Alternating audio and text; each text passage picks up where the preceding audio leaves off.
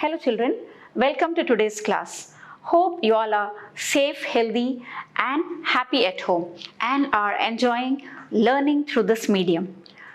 Today I'll be dealing with the writing skills. I have told you in the previous classes also that in the writing section this year you have 2 questions, each carrying 10 marks. The first question is related to formal letters on any given situation. And we have already dealt with this topic, formal letters, and in the future classes also we will be practicing some more formal letters. And the second type of question for you in the writing section is analytical paragraph. Analytical paragraph based on map, chart, report, line graphs, etc., which again carries 10 marks. Both your formal letters and your analytical paragraph carries a word limit of 150 to 200 words. Today let's try to understand what are analytical paragraph. Though you might have learned writing small paragraphs right from the primary and upper primary classes on various topics, and there are different types of paragraphs. In class 9th, you had learnt descriptive paragraphs, how to describe a person, place or any event. Now you have analytical paragraph. Dear children, let's try to understand what are analytical paragraphs and what are the steps or points you need to keep in mind while writing paragraphs which are based on maps, charts or any kind of data interpretation. Let's try to understand what is an analytical paragraph.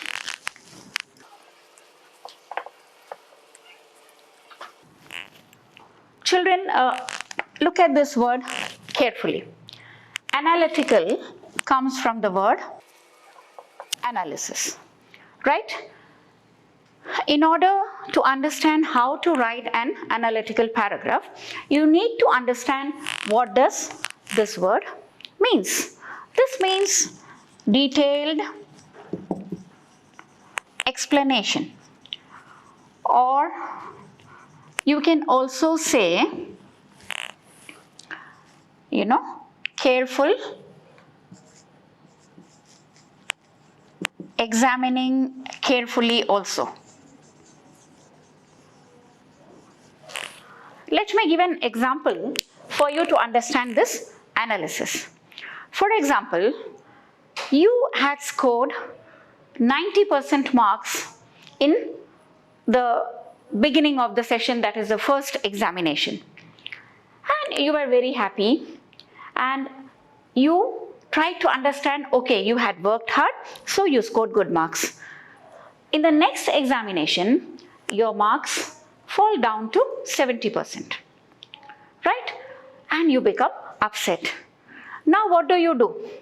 You try to understand, and maybe your teachers, your parents, they try to tell you, you try to analyze where you have lagged behind. What were the shortcomings due to which you have come down from 90% to 70%. So you try to analyze, isn't it, that how much time I devoted to my studies? Did I revise properly? Did I refer to various sources of learning? Did I write and practice? Or did I distract myself from my studies and devoted my attention to something else, maybe to some of the gadgets? Or maybe I spent more time playing with my friends. So you try to analyze in detail why you did not score good marks this time than the first time, right? So this is called analysis, trying to understand in detail, trying to look at things from every angle, from different points of reference. So I hope the term analysis is clear to you. So analytical is again, you can say, careful examination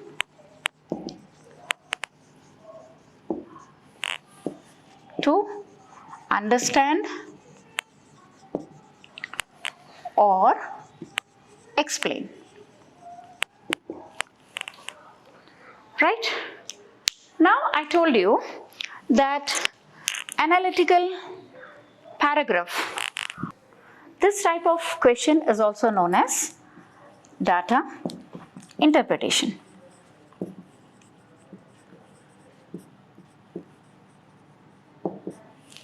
Right?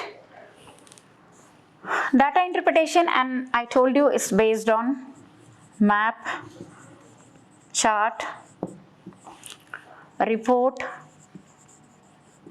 or line graph, bar graph, histogram, etc.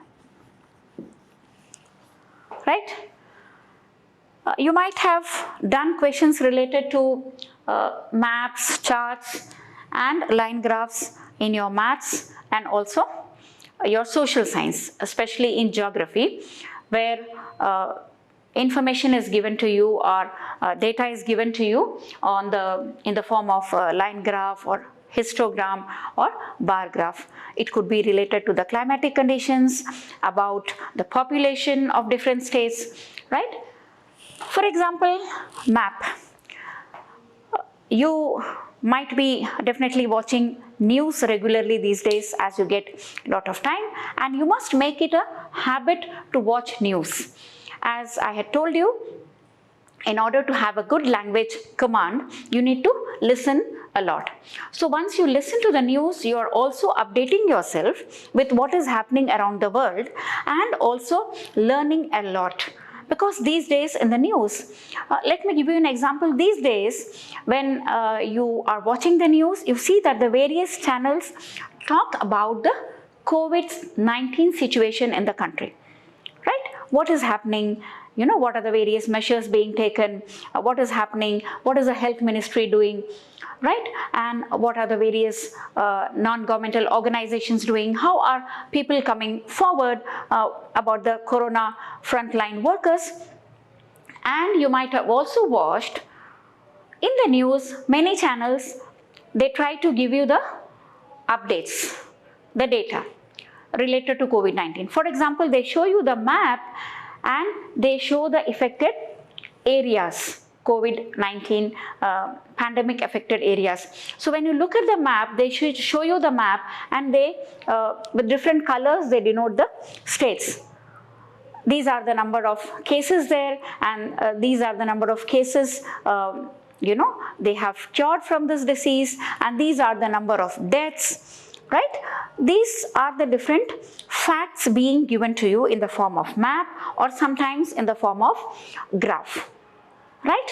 And when you look at that map, you will be able to analyze, okay, now this disease in India has spread to so many states. And what are the different zones, you know, the red zone, the green zone, and the orange zone. So then when you look at this map, you are able to analyze the facts, and you are able to analyze, you are able to compare the different states, right? So I hope you understand how you are supposed to analyze the facts, right? So the question which is related to the interpretation of data it consists of comparison and also analysis, right?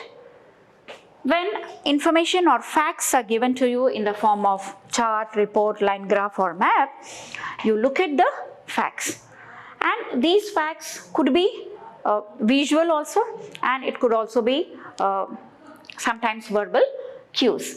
Because these are line graph, map, bar graph and histogram, pie chart, right? I know you're familiar with pie charts. So all of them are visual stimulus of the, or you can say depicted data, right? So, with the help of these visual stimulus, what you try to do? You try to compare. Normally, these line graph, bar graph, pie charts all are used to compare different states. Even in your social science regarding poverty, okay, and regarding the type of loans, the private sector and the government sector. So it's shown in the form of histogram or bar charts or pie charts. So that is why it will be easy for you, because you do this in your social science also and also in your maths. So it will be easy for you to look at these facts, compare them, right? And then analyze them, try to understand the facts and then arrive at conclusions. So this is how you write an analytical paragraph. So when you try to analyze, you also try to understand its significance and its implications. Right? Now implications means how it is practical for us in our life, whatever information has been given.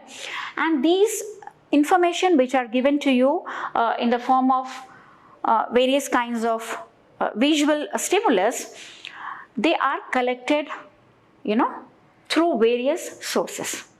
It could be door-to-door survey, isn't it? Conducting surveys online.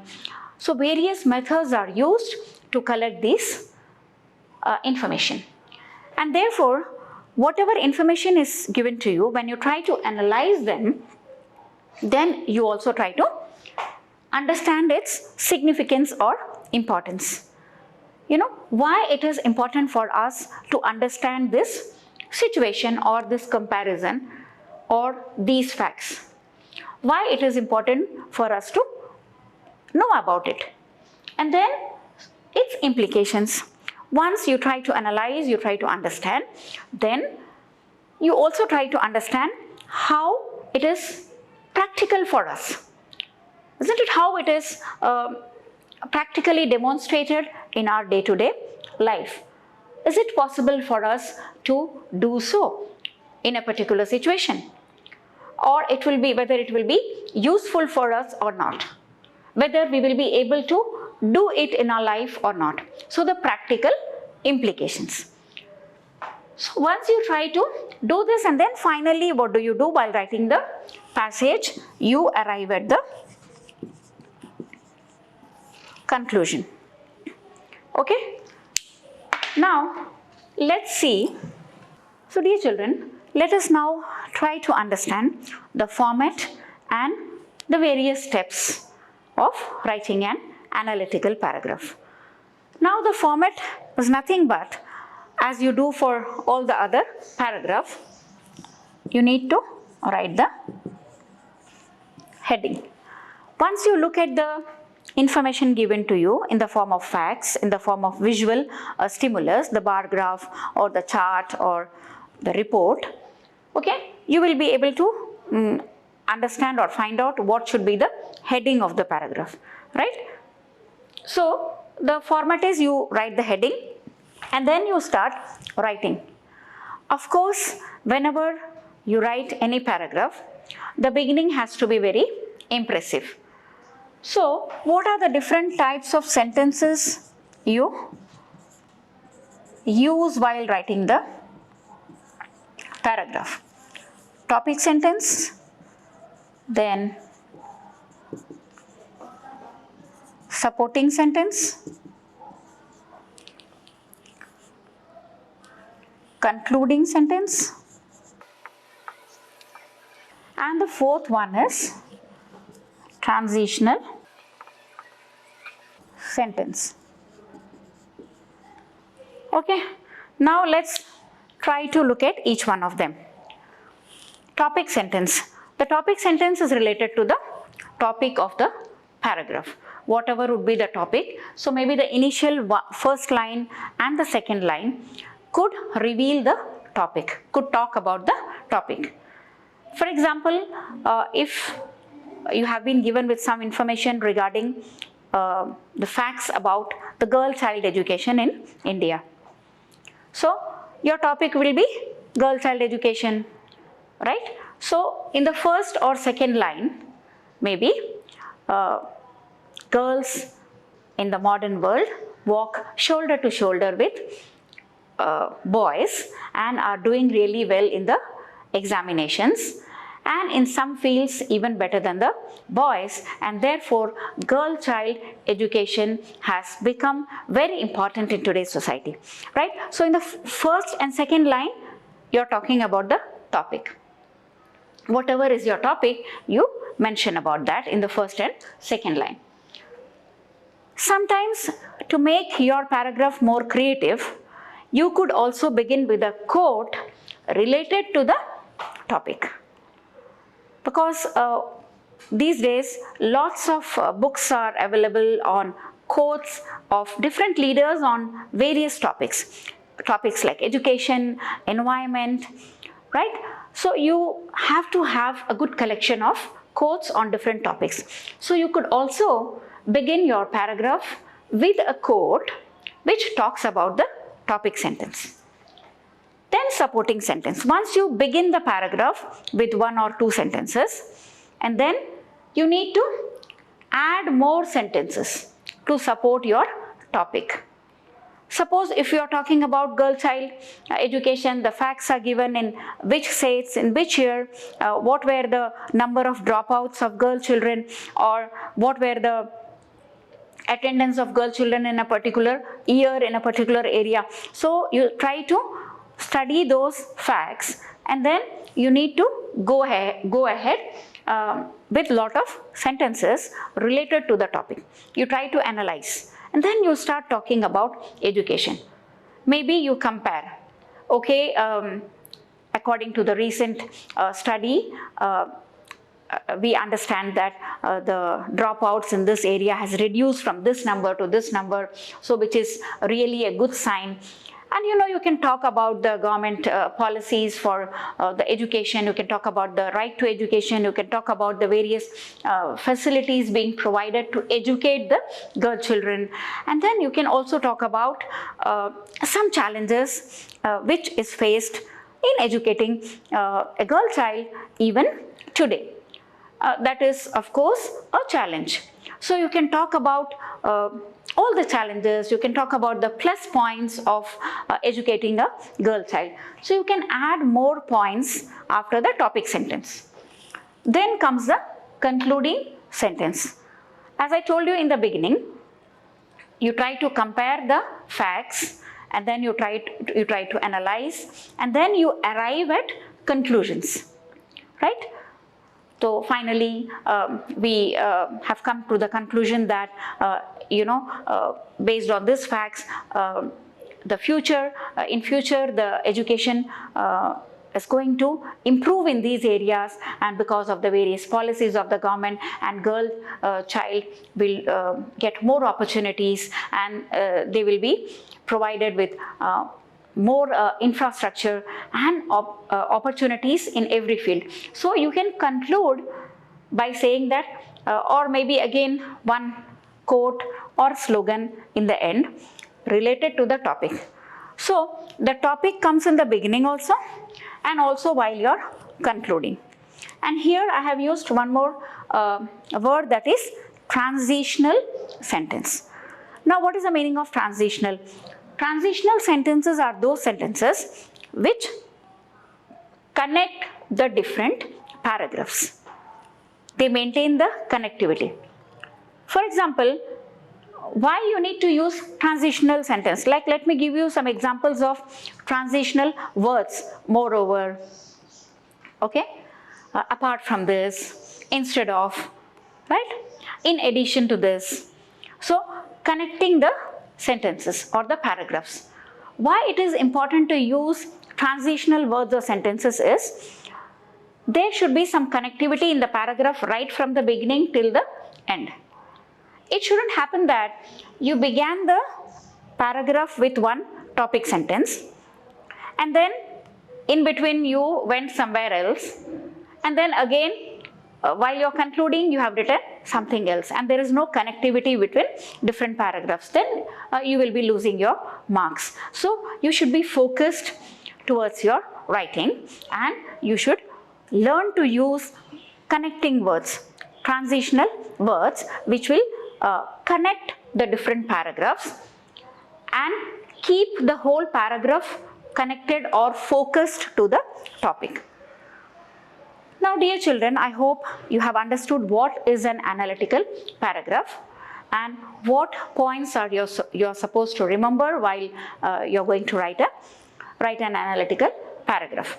So now let's look at a sample paragraph and learn how to write an effective paragraph, how to analyze, how to compare, how to come to conclusions while writing this paragraph. Analytical paragraph based on map, chart, report or line graph that you have to write within 150 to 200 words. Now, let's look at this question which is there on your screen. Study the chart given below, which is the result of the survey conducted in the public schools and government schools of Vadodara. This depicts the types of activities the teenagers, that is from the age group of 13 to 19 years, are involved during their leisure time. Write a paragraph in about 150 to 200 words by interpreting the given data. Now children, look at this chart very carefully. You might have seen this kind of graphs in your maths subject and also in your social science subject. So what does this talk about? It talks about the way teenagers, that is the children of 13 to 19 years, spend their leisure time. Leisure time means when they are free, what do they do?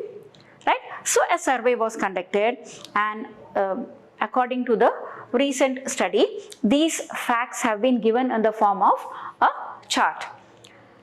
And it talks about two schools, the government school and the private school. Okay, so how much time or what do the students of private school do during their leisure time, and what do the children of government school do during their leisure time? How do they spend their time? So you can see in the graph there, watching TV, net surfing, cell phone and friends. Okay, and you can see there on the right hand side both the schools, the different colors. The public school or the private school has been represented in blue color and the government school in red color. So what will you do the moment you look at this visual clue? You will try to analyze it first before you start writing. You will try to analyze. Now how will you try to analyze that? You will take the first point, watching TV, right? So which teenagers watch TV more? You see that it is the children of government school. So that is clear to you. Now the children of government school watch TV during their leisure time, whereas the students of public school or the private school, they don't watch that much TV during their leisure period. Now come to the next point, net surf. And you see the difference. Okay? The students of private school, it has gone to nearly 50%, right? Most of them, they spend their time surfing on the net. And look at the children of government school. You know, very few of them spend time surfing on the net. Then cell phone, again, if you look at this fact, most of the children of the private school, they spend more time on cell phones than the government children. So here you are also trying to compare the private school and the government school. So you are trying to analyze, you are trying to compare. Okay, and now look at the last one, friends. The children of government school, they spend their leisure time talking to their friends. Whereas the children of private school, they don't spend much time talking to their friends during their leisure periods. So now you got an idea, right? You can also look at the percentage, what percentage it is given there. If you try to analyze what percentage of government school children spend in watching TV, what percentage of children of private schools spend in on surfing the net. Okay, so you get an idea by analyzing the fact and comparing the situations also. Okay, now let's move to the paragraph. Now, what is the first thing you have to do? You have to give a heading to the paragraph. The heading would be teenagers and leisure time.